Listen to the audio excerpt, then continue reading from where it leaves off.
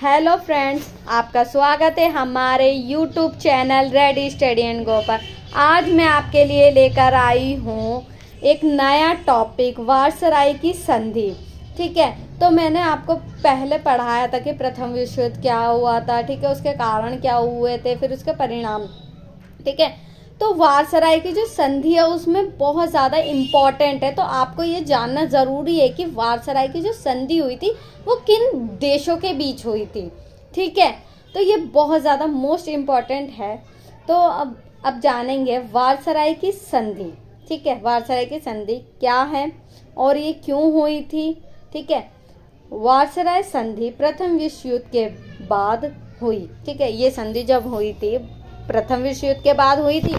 यह संधि फ्रांस तथा जर्मनी के बीच हुई। ये संधि किन दो देशों के बीच हुई थी? फ्रांस और जर्मनी के बीच हुई थी। पेरिस के शांति सम्मेलन में वायसराय की संधि का प्रारूप तैयार करते समय राष्ट्र संघ के अनुबंध पत्र, फ्रांस की सुरक्षा की समस्या, इटली तथा पोलैंड के क्षेत्रीय दावे, क्षतिपूर्ति की समस्या। अब देखो इसमें क्या हुआ था, जो है हमारी वायसराय की जो संधि है इसमें पेरिस शांति सम्मेलन हुआ था। मैंने आपको बताया था कि पेरिस शांति सम्मेलन में फ्रांस ने अपनी सुरक्षा की बात करी थी। ठीक है, और इटली और पोलैंड भी इसके साथ थे। अब जब दो देशों के बीच जब युद्ध चलता है, दो गुटों के बीच चल रहा था, तो दोनों ही देशों को क्या हुआ था? क्षतिपूर्ति, मतलब कि नुकसान हुआ था दोनों को ही। तो उसके हर जाने को लेने के लिए है ना वायसराय संधि का निर्माण किया गया था, पेरिस ने, फ्रांस ने करा। ठीक है,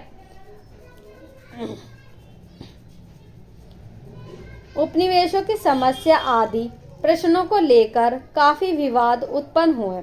ठीक है, काफी विवाद जो है उत्पन्न हुए थे जब ये संधि हुई थी। लगभग 4 माह के अथक प्रयास के बाद 6 मई 1919 को संधि का अंतिम प्रारूप तैयार हुआ।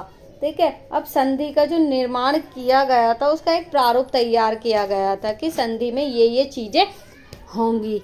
ठीक है, तो ये जो संधि हुई थी 1919 के बीच हुई थी। अंतिम प्रारूप तैयार हुआ।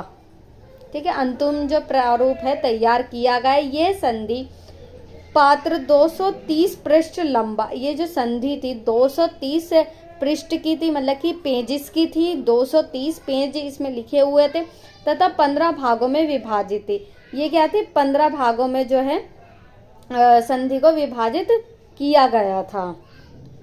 इसमें 439 जो है धाराएं थी। 439 जो है धाराएं इसमें शामिल थी। सम्मेलन के अध्यक्ष क्लेमेंसो ने इस प्रारूप को जर्मन प्रतिनिधि मॉडल के सम्मुख प्रस्तुत किया तथा उसे इस पर विचार विमर्श करने के लिए 2 सप्ताह का समय दिया। अब इस संधि को सोचने और विचार करने के लिए जर्मनी को जो है 2 सप्ताह का जो है विचार विमर्श करने के लिए समय दिया गया था। ठीक है, संधि के प्रारूप को देखकर जर्मन प्रतिनिधियों को बहुत निराशा हुई। अब देखो संधि जब देखी इन्होंने तो जर्मन वासी जो थे इनको बहुत ज़्यादा निराशा हुई। क्यों हुई थी? क्योंकि वे इस विश्वास के साथ सम्मेलन में सम्मिलित हुए कि मित्र राष्ट्रों से वार्तालाप और विचार विमर्श के बाद ही संधि की शर्तें तय होगी। मतलब कि इन्होंने जो सोचा, जर्मन वासी के जो प्रतिनिधि थे, जर्मनी के जो नेता थे, वे सोचने लगे कि जो संधि हो रही है पेरिस में, तो वह हमारे लिए भी इसमें कुछ अच्छी बातें कही होंगी। ठीक है, हमारे भावनाओं को भी इसमें समझा जाएगा। ठीक है, परंतु फ्रांस और उसके मित्र राष्ट्रों ने जो है जर्मनी की बात इसमें नहीं सुनी और अपनी मनमर्जी चलाई और जर्मनी को अपनी बात रखने का इसमें मौका ही नहीं दिया गया। ठीक है, तो ये जर्मन लोगों के लिए जो है ना एक धक्का लगा था उनको। क्यों लगा था? क्योंकि उनकी अर्थव्यवस्था तो पहले ही से डूब चुकी थी प्रथम विश्व युद्ध में। ठीक है, इसी वजह से जो है हमारे जो है उसमें विचार इसमें विमर्श नहीं लिया गया जर्मनी का। ठीक है। संधि की शर्तों को देखकर सभी जर्मन वासियों ने इसे अपना अपमान समझा। क्यों समझा? क्योंकि जर्मनी के लोगों की इसमें कुछ भी उसकी बातों को माना नहीं गया था और उसको अपमान महसूस हुआ था और घोर विरोध किया। और जर्मन वासियों ने इस संधि का जो है विरोध किया, क्योंकि इसमें बहुत सारी चीज़ें जो हैं जर्मनी पर जबरन थोपी गई थी वारसराय संधि में। ठीक है। जर्मनी गणतंत्र के राष्ट्रपति वारसराय की शर्तों को असहनीय और आघात एवं पालन करने के अयोग्य तथा अस्वीकार करने के पक्ष में अपने विचार प्रकट किए। अब जर्मनी ने जो है इस संधि को जब सुना तो इसने कहा कि इसे ये स्वीकार नहीं कर पाए। जर्मनी के लोग जो थे क्या नहीं स्वीकार कर पाए थे? वारसराय की जो संधि थी, क्योंकि ये जबरन जो है जर्मनी पर थोपी गई थी और जर्मनी का पहले से ही बहुत ज़्यादा अत्यधिक नुकसान जो है उसको झेलना पड़ चुका था। अब लॉयड जॉर्ज ने कहा, लॉयड जॉर्ज तो थे एक विद्वान रह चुके हैं। ठीक है। इन्होंने कहा था कि जर्मनी के लोग कहते हैं, जर्मनी के लोगों ने कहा कि संधि पर हस्ताक्षर नहीं करेंगे। जर्मनी के लोगों ने मना कर दिया कि भाई हम इस संधि पर हस्ताक्षर जो है अपना नहीं करेंगे। जर्मन राजनीतिज्ञ भी यही बात कहते हैं। अब जर्मनी के जो राजनीतिज्ञ पॉलिटिशियंस है जो वहाँ के हैं उन्होंने भी इसे अस्वीकार कर दिया। किंतु हम लोग कहते हैं महानुभावों, मतलब कि लोग कहते हैं, महानुभावों का मतलब है आपको इस पर हस्ताक्षर करना ही है। फ्रांस के और उसके मित्र राष्ट्र ने कहा कि आपको इस संधि पर जो है हस्ताक्षर करना ही पड़ेगा। अगर तुम पेरिस में इस सम्मेलन में जो है हस्ताक्षर नहीं करोगे तो बर्लिन में तो आपको करना ही पड़ेगा। अब पेरिस जो है वो फ्रांस में स्थित है। सम्मेलन कहाँ पर हुआ था? फ्रांस में हुआ था और जर्मनी को भी बुलाया गया था इसमें। ठीक है। तो जर्मनी जो है मना करने लगा कि हम संधि पर हस्ताक्षर जो है अपने नहीं करेंगे, साइन इसमें नहीं करेंगे। तो फ्रांस और उसके मित्र राष्ट्र ने कहा कि अगर तुम पेरिस में नहीं करोगे तो हमें बर्लिन आना पड़ेगा और बर्लिन में आपको करना ही पड़ेगा। ठीक है। तो जर्मनी की जो राजधानी थी वो बर्लिन है, आप सभी को पता होगा। ठीक है। अब जो है वारसराय की जो संधि है उसमें कौन कौन सी बातें रखी गई थी, कौन कौन से क्षेत्र जो है फ्रांस ने अपने ओर ले लिए थे और कौन कौन से क्षेत्रों को जो है मुक्त कर दिया था। ठीक है। तो ये सारी चीजें जो हैं वारसराय संधि में हुई थी। प्रादेशिक व्यवस्था, प्रादेशिक व्यवस्था का मतलब है कि क्षेत्रों की व्यवस्था हुई थी। ठीक है। तो एल्सेस और लॉरिन प्रदेश, देखो एल्सेस और लॉरिन जो प्रदेश थे वो फ्रांस के थे। ठीक है। पर जर्मनी ने क्या करा, एल्सेस और लॉरिन पर जो है अपना कब्जा कर लिया। अब भाई मित्र राष्ट्र जब जीत चुके थे प्रथम विश्व युद्ध को तो फ्रांस ने जो ये दोनों उसके क्षेत्र थे वो जर्मनी से ले लिया। ठीक है। इसी वजह से जो है प्रादेशिक व्यवस्था जो है इसको कहते हैं हम। आइए अब इसको विस्तार से जानते हैं। वारसराय संधि द्वारा प्रादेशिक परिवर्तन करके जर्मनी का अंग भंग कर दिया गया, मतलब कि प्रादेशिक व्यवस्था इन्होंने शुरुआत की उस समय। ठीक है। तो जर्मनी का जो अंग भंग है तहस नहस हो गया और 1871 में जर्मनी ने फ्रांस से एल्सेस और लॉरेन के प्रदेश छीन लिए थे। अब जो जर्मनी ने क्या करा था 1871 में क्या करा था, इन्होंने एल्सेस और लॉरेन जो है प्रदेश फ्रांस से छीन लिए। किसने छीन लिए थे? जर्मनी ने। अब सबों ने एक स्वर से इस बात को स्वीकार किया, अब सबने इस बात को स्वीकार किया कि यह एक गलत काम हुआ था। ठीक है। अब भाई जर्मनी ने जो है फ्रांस के 2 शहर जो है जबरन जो है उस पर कब्जा कर लिया था। तो फ्रांस ने जो है अपने क्षेत्र को छुड़ा लिया और उसका अंत आवश्यक है। अतः संधि की शर्तों के द्वारा, संधि की जो शर्तें क्या थी, एल्सेस और लॉरेन के प्रदेश फ्रांस को वापस दे दिए गए। ठीक है। अब जब जर्मनी ने एल्सेस और लॉरेन पर अपना कब्जा जो है कर लिया था तो तो फ्रांस ने जो है इन दोनों क्षेत्रों को अपनी ओर वापस ले लिया। तो ये जो संधियां हुई थी। अब आता है हमारा राइनलैंड, ठीक है, ये एक क्षेत्र का नाम है, ठीक है। फ्रांस की सुरक्षा दृष्टिगत रखते हुए राइनलैंड का निशस्त्रीकरण कर दिया गया। राइनलैंड एक जगह है, वहाँ पर जो है हथियारों के बल को है ना जो कम कर दिया गया था, ठीक है, और उनके निर्माण में जो है प्रतिबंध लगा दिए गए थे तथा वहाँ 15 वर्षों के लिए मित्र राष्ट्र की सेना को नियुक्त कर दिया गया। राइनलैंड जो है जर्मनी का एक भाग होगा, ठीक है, तो वहाँ पर जो है 15 वर्षों के लिए मित्र राष्ट्र की सेना जो है वहाँ पर नियुक्त कर दी गई। मित्र राष्ट्र में कौन कौन से देश थे, जैसे ब्रिटेन था, हमारा फ्रांस था, अमेरिका था, रूस था, ठीक है, तो ये सारे जो थे देश इसमें शामिल थे प्रथम विश्व युद्ध में। तो इनकी जो है सेना जो है वहाँ पर रही थी। अब आता है हमारा सार क्षेत्र। सार क्षेत्र में क्या था, सार क्षेत्र जो है जर्मनी की जो है वहाँ पर कोयले की खदानें पाई जाती हैं जर्मनी में। तो फ्रांस ने क्या करा, जर्मनी की जो वहाँ पर खदानें थी कोयले की, वहाँ पर फ्रांस का आधिपत्य कर लिया उसने, ठीक है। सार क्षेत्र जर्मनी में कोयला क्षेत्र के लिए प्रसिद्ध था। सार क्षेत्र क्या था, कोयला के लिए बहुत ज़्यादा प्रसिद्ध था। सार प्रदेश की शासन व्यवस्था की जिम्मेदारी राष्ट्रीय संघ को सौंप दी गई।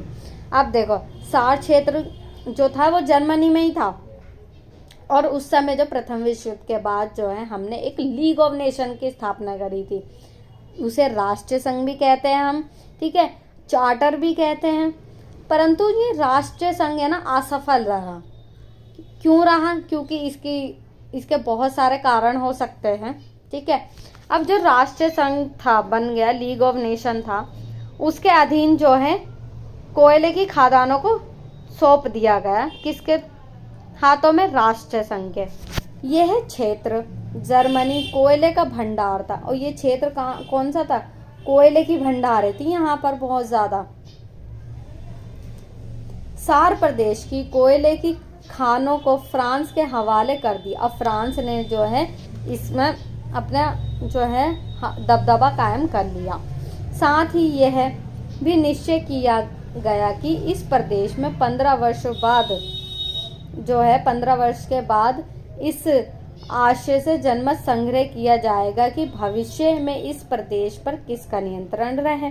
अब 15 वर्षों के लिए तो इसमें हो गया था कि हाँ भाई फ्रांस ही अपना दबदबा इसमें चलाएगा, फ्रांस ही जो है सारे कोयले और उसकी खदानों पर नियंत्रण रखेगा केवल 15 वर्षों के लिए, और फ्यूचर के लिए भी इसमें नियंत्रण करने की बात जो है वार्साई संधि में की गई थी, ठीक। अब आता है हमारा बेल्जियम एवं डेनमार्क की प्राप्ति। अब जो है हमारा, अब जर्मनी ने जो क्या है बहुत सारे अपने प्रदेश जो थे उस अन्य लोगों के जो अन्य देशों के प्रदेश जो थे इन्होंने क्या करा था, उस पर कब्जा कर लिया था अपना बहुत ज़्यादा, ठीक है। तो जर्मनी पर जो है इन्होंने कब्जा करा, तो मानसेट, यूपेन तथा मालमेडी के प्रदेशों को जर्मनी से लेकर बेल्जियम को सौंप दिया गया। अब जो है जर्मनी ने मानसेट, जो यूपेन और मालमेडी के जो प्रदेश थे बेल्जियम को दे दिए। जर्मनी ने इनको हथियार रखा था, तो बेल्जियम को दे दिया फ्रांस ने। उत्तरी जर्मनी का प्रदेश स्लेस्विंग एक जनमत संग्रह के बाद डेनमार्क दे दिया गया। फिर जो स्लेस्विंग जो है एक क्षेत्र था, जर्मनी ने उस पर भी कब्जा कर लिया था, तो उसको डेनमार्क को दे दिया था। अब आता है हमारा जर्मनी की पूर्वी सीमा। जर्मनी की क्या है, पूर्वी सीमा के बारे में जानेंगे कि जर्मनी की जो पूर्वी सीमा में क्या हुआ था। पूर्वी सीमा में जर्मनी का अधिकांश भाग छीनकर पोलैंड को दे दिया। अब जर्मनी का पूर्वी सीमा का जितना भी क्षेत्र था जर्मनी का, उसे पोलैंड को दे दिया। और मित्र राष्ट्रों के बीच बहुत वाद विवाद भी हुआ मित्र राष्ट्र के बीच। एक ऐसे विशाल पोलैंड का निर्माण किया गया जिसका सार्थक समुद्री तट से हो। ठीक है, तो मित्र राष्ट्र ने जो है उनके बीच संघर्ष भी रहा, परंतु पोलैंड जो है, पोलैंड का निर्माण करा। पोलैंड एक देश है, उसका निर्माण जो है मित्र राष्ट्र ने किया, जो कि समुद्री तट से टिका हुआ है ये देश जो है। ठीक है,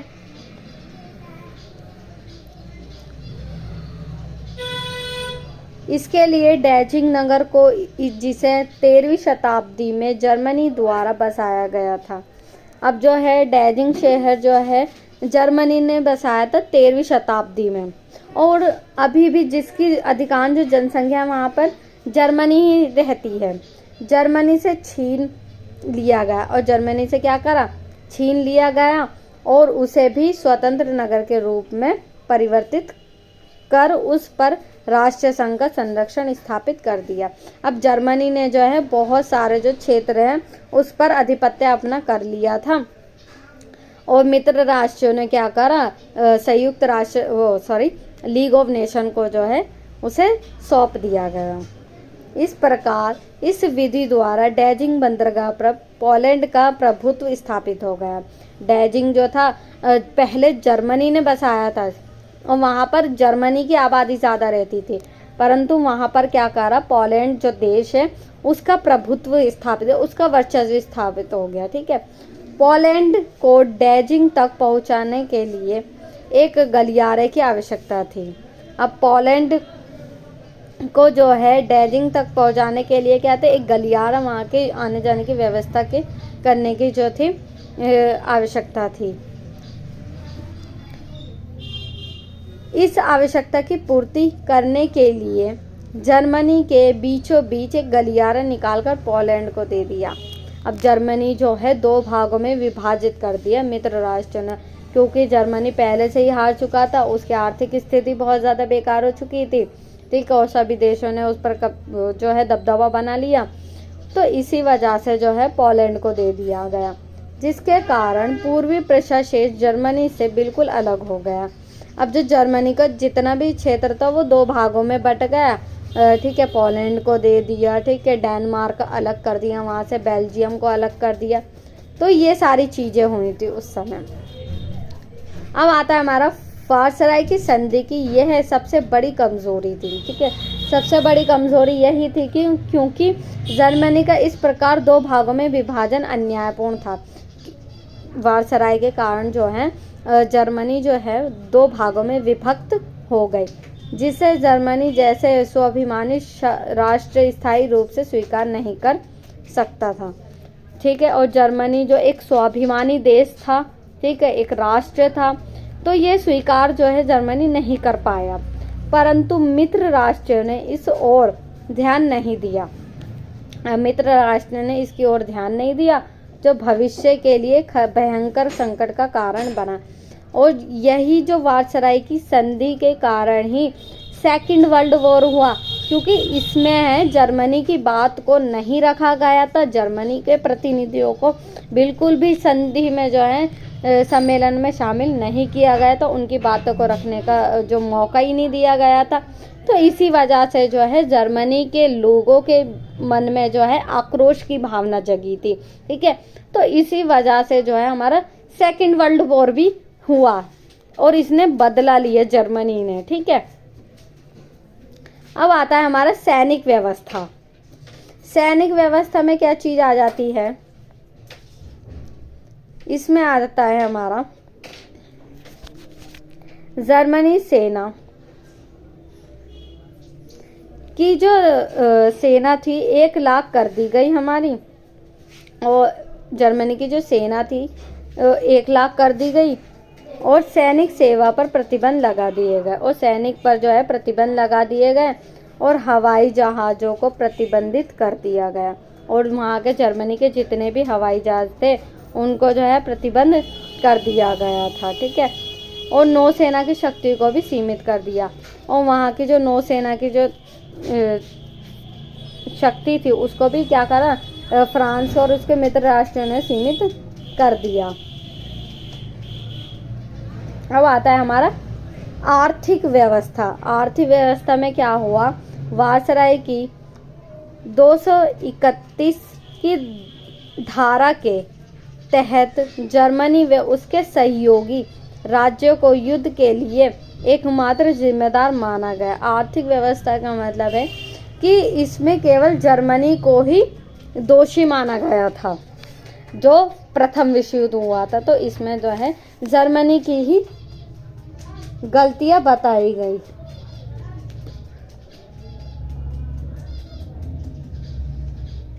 देखो मैंने आर्थिक व्यवस्था में आपको बताया है कि जो प्रथम विश्व युद्ध हुआ था तो इसमें केवल जर्मनी को ही दोषी माना गया था, ठीक है। तो उसके सहयोगी राज्य को युद्ध के लिए एकमात्र जिम्मेदार माना गया। उसी का जिम्मेदार जो है जर्मनी को माना गया कि भाई प्रथम विश्व युद्ध जर्मनी के कारण हुआ है। अतः मित्र राष्ट्रों को युद्ध में जो क्षतिपूर्ति उठानी पड़ी थी, अब मित्र राष्ट्र ने भी तो भाई अपने हथियार बारूद जो बम जो है एक दूसरे पर फेंके थे, तो उनकी भी तो क्षतिपूर्ति करने के लिए उसके लिए जर्मनी को क्षतिपूर्ति करने को कहा गया और जर्मनी से बोला कि भाई तुम हमारी जो है क्षतिपूर्ति को पूरा करोगे, ठीक है। और 1921 तक जर्मनी 6 अरब पाउंड मित्र राष्ट्र को दे, ठीक है। मित्र राष्ट्र ने कहा कि जर्मनी जो है 6 अरब पाउंड जो है मित्र राष्ट्र को देगा। मित्र राष्ट्रों को जर्मनी से कुछ वस्तु के आयात और निर्यात पर विशेष सुविधाएं दी गई, ठीक है। और जर्मनी को जो है आयात निर्यात पर जो है विशेष सुविधाएं जो है प्रदान की गई, ठीक है। अब आ जाता है हमारा एक नैतिक दायित्व। नैतिक दायित्व में क्या चीज़ें आती है हमारी, संधि की 231वीं धारा के अनुसार सारी क्षति और युद्ध के लिए जर्मनी को उत्तरदायी ठहराया गया। 231वीं धारा के अंतर्गत ये बोला गया था कि जर्मनी का ही जो है किया धरा है सारा कुछ, और युद्ध का जो कारण है भी जो है जर्मनी को बताया गया, ठीक है। अब आता है हमारा सेमन बंदरगाह पर मित्र राष्ट्रों का आधिपत्य स्वीकार किया गया, ठीक है। जब हमारा प्रथम विश्व युद्ध समाप्त हुआ तो वार्साई संधि हुई, पेरिस शांति सम्मेलन हुआ। पेरिस शांति सम्मेलन में मैंने आपको बताया था कि जर्मनी के प्रतिनिधियों को कुछ भी बताया नहीं गया और अपने आप मित्र राष्ट्र ने क्या करा, अपना फैसला जो है ले लिया, ठीक है। तो ये आपका जो है वार्साई संधि, ये चीज़ें इन पर डिपेंड थी, ठीक है। आई होप ये आपको समझ में आया होगा वार्साई की संधि क्या थी और किन देशों के बीच हुई थी, ठीक है। और जिन स्टूडेंट्स को नहीं समझ में आया तो वो कमेंट बॉक्स में बताएं मुझे, ठीक है। इसे ज़्यादा से ज़्यादा शेयर करना, लाइक करना, कमेंट करना। धन्यवाद।